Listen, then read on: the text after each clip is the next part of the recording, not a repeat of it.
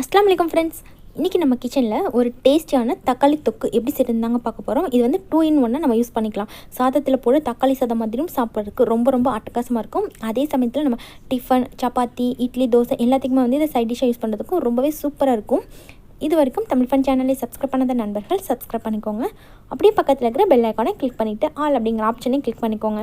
அப்போ தான் நாங்கள் போகிற நியூ அப்டேட்ஸ் டெய்லி உங்களுக்கு கூட நோட்டிஃபிகேஷன்ஸாக வரும். தக்காளி தொக்கு பண்ணுறதுக்கு ஃபஸ்ட்டு வந்து நான் 1.5 கிலோ அளவுக்கு தக்காளி எடுத்துருக்கேங்க. தொக்கு பண்ணும்போது எப்போவுமே நாட்டு தக்காளியாக நல்ல பழுத்த தக்காளியாக யூஸ் பண்ணிங்கன்னா ரொம்பவே டேஸ்டியாக இருக்கும்.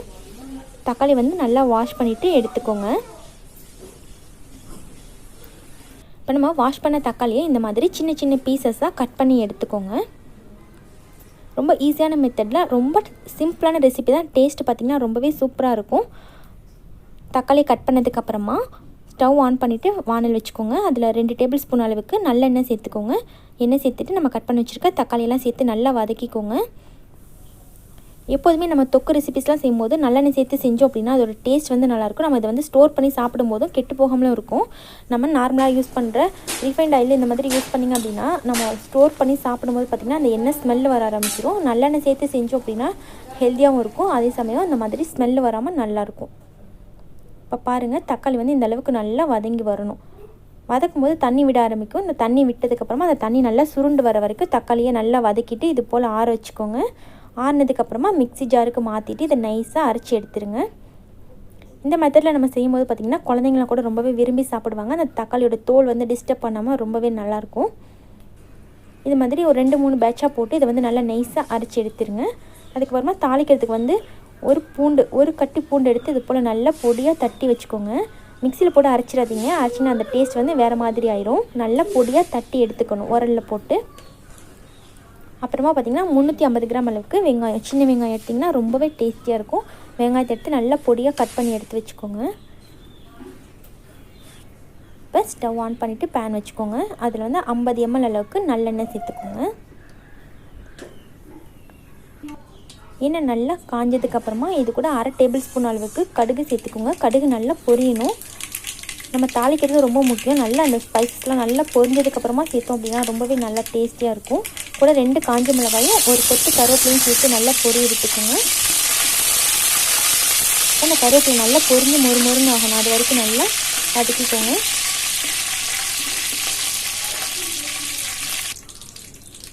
இப்போ இந்த ஸ்டேஜில் இது கூட நம்ம கட் பண்ணி வச்சுட்டு வெங்காயத்தை ஆட் பண்ணிக்கலாம்.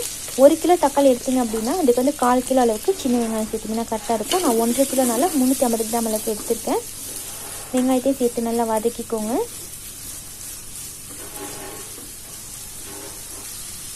இப்போ இது கூட நம்ம தட்டி வச்சுருக்க அந்த பூண்டு பற்கள் சேர்த்துக்கலாம். பூண்டு நறுக்கி போட்டோம்னாவோ இல்லை அரைச்சி போட்டோம்னானோ அதோட டேஸ்ட் வேறு. இது போல் நல்லா நைஸாக தட்டிட்டு சேர்த்தோம் அப்படின்னா அதோடய ஃப்ளேவர் வந்து ரொம்பவே சூப்பராக இருக்கும். சாப்பிட்றதுக்கு நல்லா டேஸ்டியாக இருக்கும். இப்போ இந்த வெங்காயம் வதங்கிறதுக்காக கொஞ்சம் போல் உப்பு சேர்த்துட்டு இதை நல்லா வதக்கிக்கலாம். வெங்காயம் வந்து நல்லா ப்ரௌன் கலராக வர வரைக்கும் வதக்கிக்கலாம்.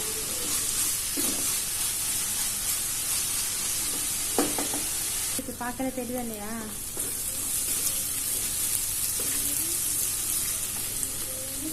இப்போ வெங்காயம் நல்லா வதங்கினதுக்கப்புறமா இது கூட 1/2 டீஸ்பூன் அளவுக்கு பெருங்காயத்தூள் சேர்த்துக்கோங்க. கூடவே 1 டேபிள் ஸ்பூன் அளவுக்கு மிளகாய்த்தூள் சேர்த்துக்கோங்க. உங்கள் காரத்துக்கு தகுந்த மாதிரி நீங்கள் மிளகாய்த்தூளை கொஞ்சம் கூடவோ குறைச்சோ நீங்கள் ஆட் பண்ணிக்கோங்க. உங்கள் காரத்துக்கு தகுந்த மாதிரி சேர்த்துக்கோங்க. மிளகாய்த்தூள் சேர்த்துட்டு ஸ்டவ்வை வந்து ஸ்லோ பண்ணிடுங்க, இல்லைனா கருகிடும் மிளகாய்த்தூள். நல்லா சிம்மில் வச்சு நல்லா எண்ணெய் பிரிஞ்சு வர வரைக்கும் இதை நல்லா வதக்கிக்கோங்க. வதங்கினதுக்கப்புறமா இது கூட ஒரு பெரிய எலுமிச்சைப்பழம் சைஸில் புளி எடுத்து கரைச்சிட்டு சேர்த்துக்கோங்க. தொக்குக்கு கொஞ்சம் போல் நம்ம புளி சேர்த்து செஞ்சோம் அப்படின்னா ரொம்பவே நல்லாயிருக்கும். புளி சேர்த்து நல்லா மிக்ஸ் பண்ணிக்கோங்க. ஒரு 2 கொதிச்சு வரட்டும். அப்போ அந்த பச்சை ஸ்மெல்லு போய்க்கட்டும். அதே போல் நீங்கள் புளி வந்து உங்கள் டேஸ்ட்டுக்கு தகுந்த மாதிரி கொஞ்சம் கூட குறைச்சி நீங்கள் அட்ஜஸ்ட் பண்ணி சேர்த்துக்கலாம். புளியும் சேர்த்து கொதிச்சதுக்கப்புறமா நம்ம அரைச்சி வச்சுருக்க தக்காளி பேஸ்ட் ஆட் பண்ணிக்கலாம். தக்காளி சேர்த்து நல்லா மிக்ஸ் பண்ணிக்கோங்க.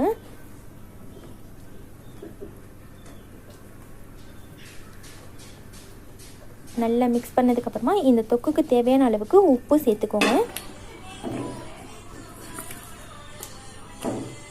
ரொம்ப டேஸ்டியான தக்காளி தொக்கா இருக்குங்க. இது போல் நீங்கள் செஞ்ச ஒரு 10 days வரைக்கும் இதை வந்து நீங்கள் ஸ்டோர் பண்ணி வச்சுக்கலாம். இல்லை 1 month வரைக்கும் நீங்கள் ஸ்டோர் பண்ண மாதிரி இருந்துச்சு அப்படின்னா இதே மெத்தடில் நீங்கள் வெங்காயம் மட்டும் சேர்க்காமல் ஸ்கிப் பண்ணிக்கோங்க. வெங்காயம் சேர்க்காமல் செஞ்சு நீங்கள் ஸ்டோர் பண்ணிங்கன்னா ஒரு 1 monthக்கு மேலே கூட நீங்கள் ஸ்டோர் பண்ணிக்கலாம். உப்புலாம் சேர்த்ததுக்கப்புறம் க்ளோஸ் பண்ணி வச்சுருங்க. அப்போ தான் வந்து உங்களுக்கு நான் வெளியிலலாம் தக்காளி தெறிக்காமல் இருக்கும். இல்லைனா கொதித்து வரும்போது பார்த்திங்கன்னா வெளியில் கேஸ்லலாம் வந்து தக்காளி கொதிக்க கொதிக்க வெளியிலலாம் நல்லா தெறிக்க ஆரம்பிச்சிரும். அந்த இடமே வந்து கொஞ்சம் டர்ட்டியான மாதிரி ஆயிரும். க்ளோஸ் பண்ணி இது போல் நல்லா எண்ணெய் பிரிஞ்சு வர வரைக்கும் வதக்கிக்கோங்க. நம்ம எல்லா இன்க்ரீடியன்ஸுமே சேர்த்ததுக்கப்புறமா க்ளோஸ் பண்ணிவிட்டு அடிக்கடி நல்லா கலந்து விட்டுட்டு இது போல் ரெடி பண்ணிக்கோங்க. இப்போ இது போல் நல்லா ஆயில் பிரிஞ்சு வர ஆரம்பிச்சதுக்கப்புறமா ஸ்டவ் ஆஃப் பண்ணிடுங்க. எடுத்ததுமே உங்களுக்கு நிறைய எண்ணெய் பிரிஞ்சு வந்துடாது. நம்ம ஸ்டவ் ஆஃப் பண்ணி வச்சிட்டோம் அப்படின்னா நம்ம சேர்த்துருக்க எண்ணெய்லாம் வந்து நல்லா பிரிஞ்சு வர ஆரம்பிச்சிரும். அதுக்கப்புறமா நீங்கள் இதை ஒரு தண்ணி படாமல் பாட்டிலில் போட்டு ஸ்டோர் பண்ணி வச்சுக்கலாம். ரொம்ப டேஸ்டியாக இருக்கும்.